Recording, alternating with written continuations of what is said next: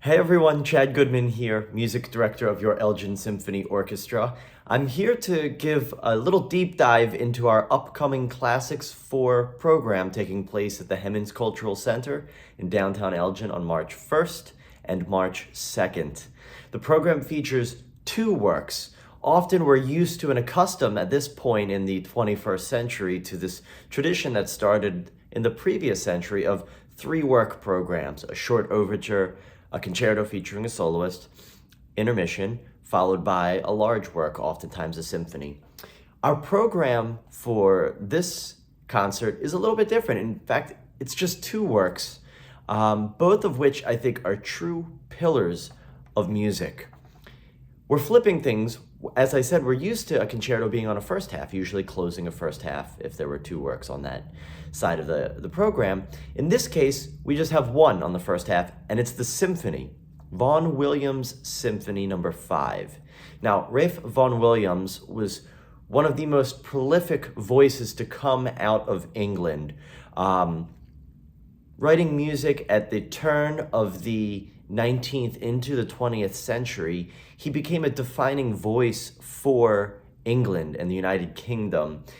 Really, to me, I think he's the most prolific voice that came following Sir Edward Elgar, who we know for his Enigma variations. Vaughan Williams devoted his life to the preservation, the study, and the revival of English music. He helped to define the English sound. This is something we explore often in music and something I consider deeply when programming and something I think about and am fascinated by, which is how does music sound like a country?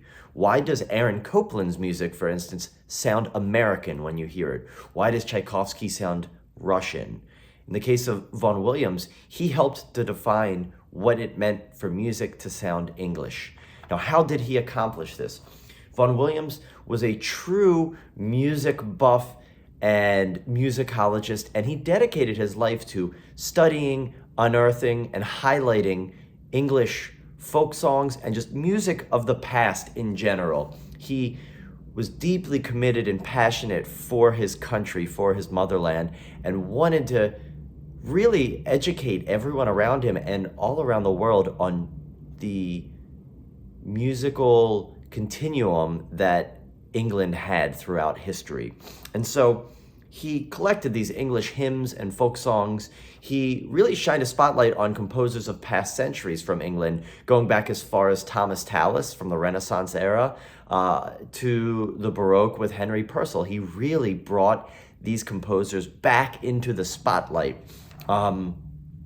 He cared so deeply about music's connection with identity and national identity that he consistently was quoted and would speak about this. I have a few quotes I'd like to share.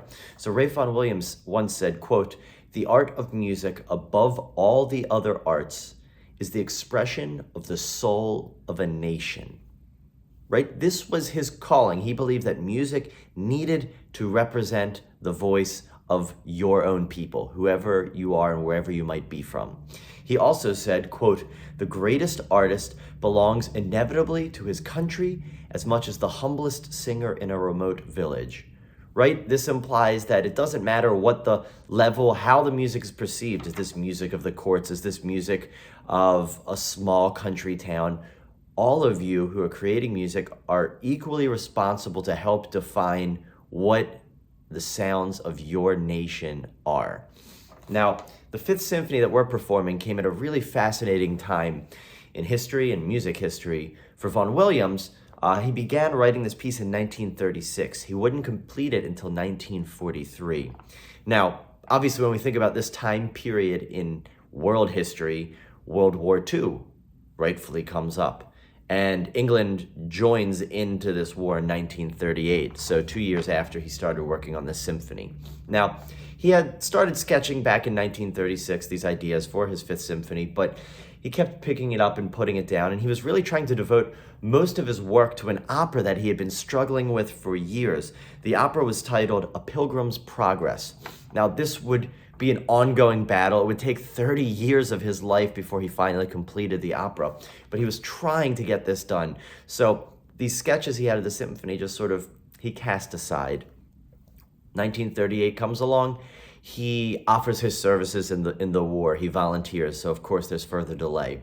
And what's particularly interesting is when he comes back out of this, and when this piece is premiered in 1943, when it's finished, the symphony, which he wrote for the smallest forces of all of his symphonies, in which he wrote 9, ends up being a symphony that's a lot more contemplative. It's a lot more meditative, which is unusual considering most composers who wrote music during this World War II period, and also looking back really at any war, World War I, we see the same thing, often found that they needed to write with a very brutalist approach, that there was tragedy and horror that needed to be depicted in music, all these atrocities of war.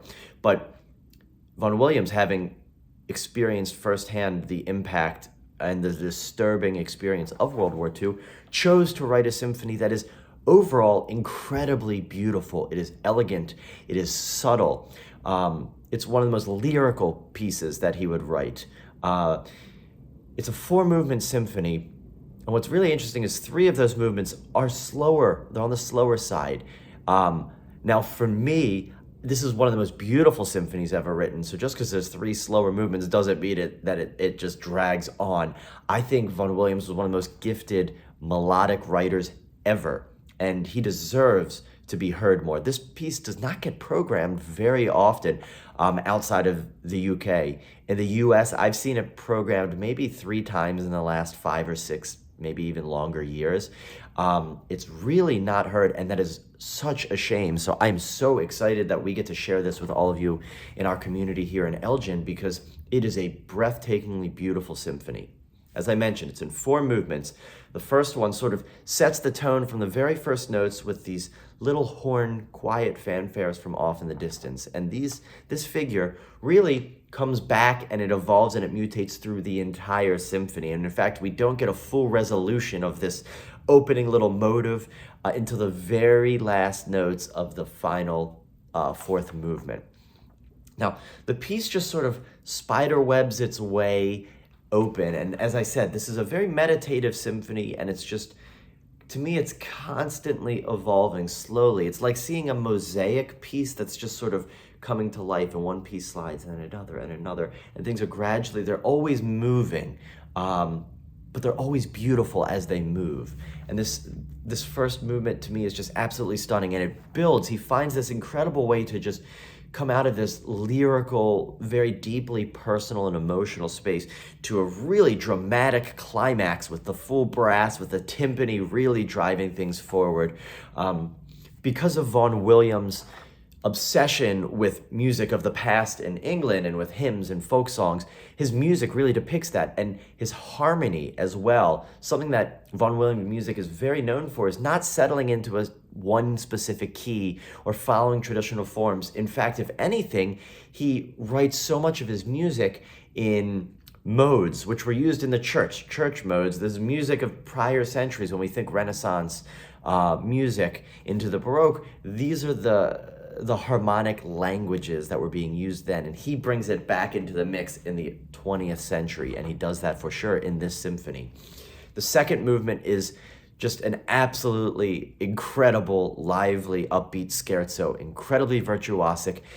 Just everyone is just buzzing through this thing. It's the shortest movement of the symphony, and I have no doubt it will make all of you smile as you hear it. It's just so charming. There's little melodies that sound like he stripped them from prior centuries, that he just went back in a time machine, took a melody written 300 years earlier and then put it into his, but it's entirely his own. Really, really gifted, very memorable, catchy tunes. The third movement is the romanza. This, for me, is one of the most beautiful slow movements written in the 20th century. It's a lofty statement, I know. It is stunning. I could get lost in this world for so long. It is a piece that I come back to time and time again when I'm looking to connect and find meaning, or find something beautiful, something heartfelt, something nostalgic. It's a piece that I just simply adore. Breathtakingly beautiful. What were his inspirations? Well, remember how I mentioned he had this opera that he wrote over 30 years, Pilgrim's Progress, Well, there's melodic material from that opera. He couldn't figure out how to write this opera, and so I'll just take some of the musical material and I'll put it in this symphony. So in fact, some of the music that you hear in this third movement comes from his opera. He also, at this point in time, met and would marry his wife, and so he was in love, and so this is a deeply personal and romantic movement. Now, the finale is a passacaglia, which was a form that goes back hundreds of years, where you traditionally see a bass line that is sort of set in place, and melodies and variations are built over top of it. So once again, Vaughan Williams looking back in history and taking an old form and bringing it into the 20th century. The piece starts really upbeat and lively, still lyrical though. It's a really unique way of writing.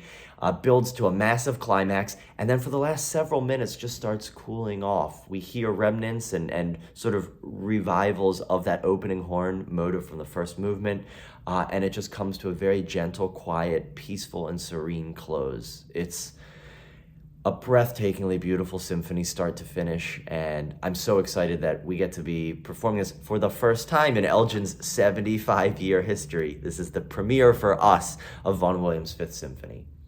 Now, the second half of the program is also one piece, and in this case, it's the concerto, Beethoven's Violin Concerto.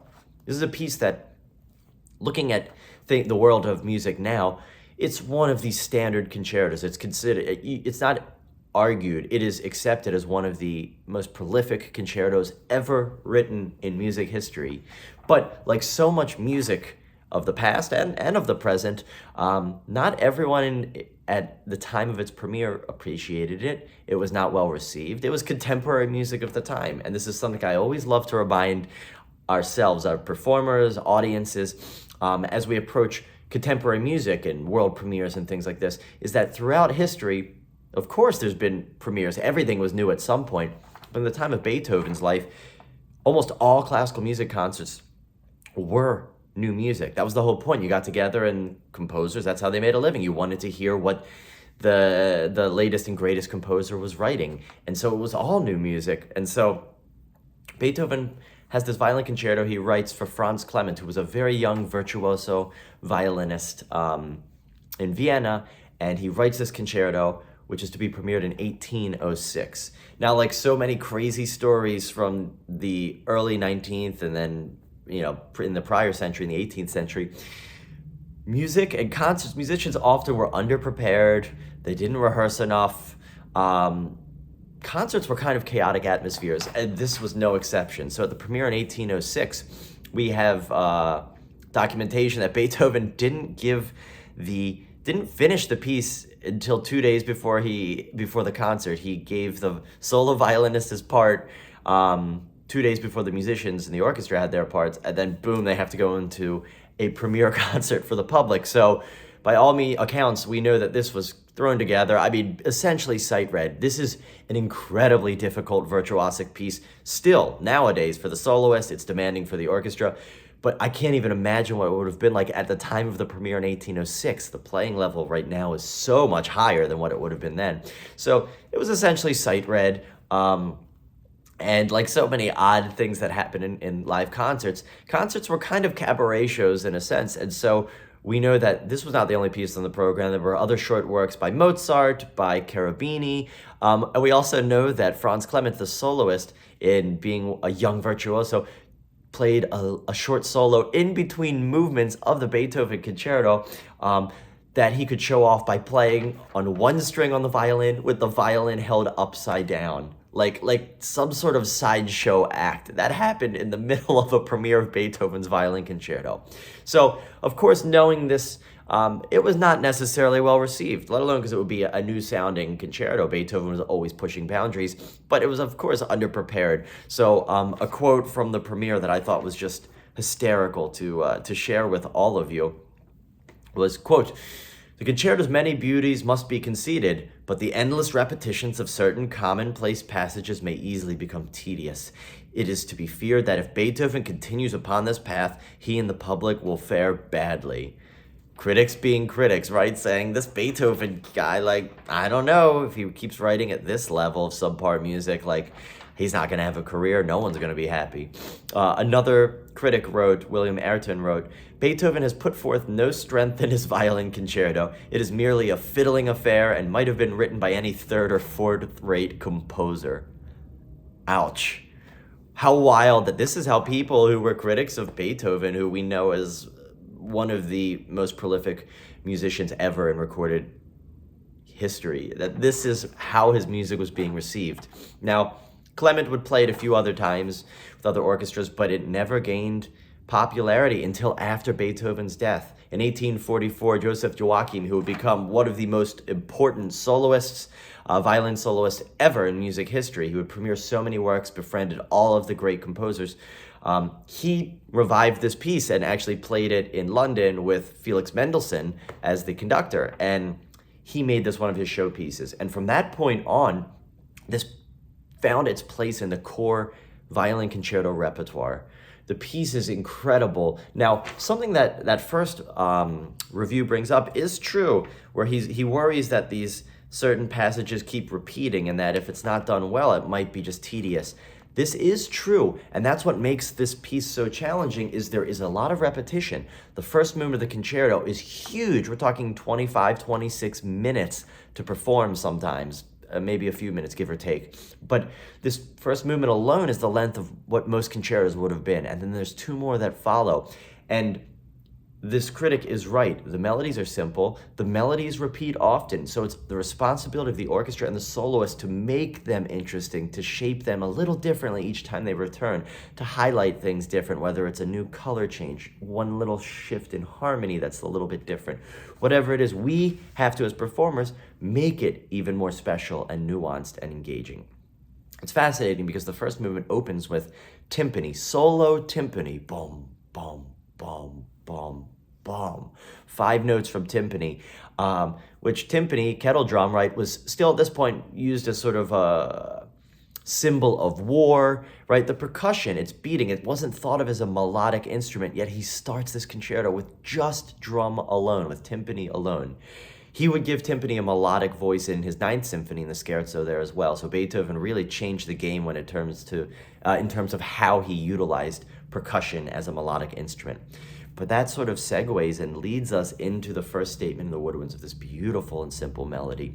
Now, we have a very long introduction from the orchestra in the first movement. The solo violin doesn't come in for several minutes, but when it does, you start to immediately understand that this is going to be a piece that showcases the violin in its finest form, in its most virtuosic way. And Franz Clement, with whom this piece was dedicated and who premiered it, was known for his elegant playing as well as his ability to play into the highest ranges and tessituras, this delicate quality that was very rare. And so Beethoven wrote that. So this concerto often has the solo violin playing into the stratosphere, beautiful, delicate melodies, very soft, very quiet. The precision that's required is so high and so substantial. It's part of what makes it so difficult to play. Intonation, if you don't have perfect intonation, it can just really, notes can just stick out and sound wrong, and even a little kid would go, something's wrong there. I don't know what it is, but that doesn't sound right. So the piece leaves no room to hide for the soloist.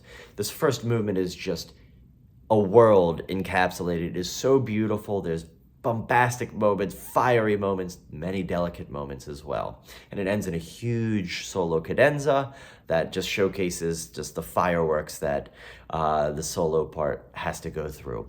The second movement is gorgeous. It is so elegant.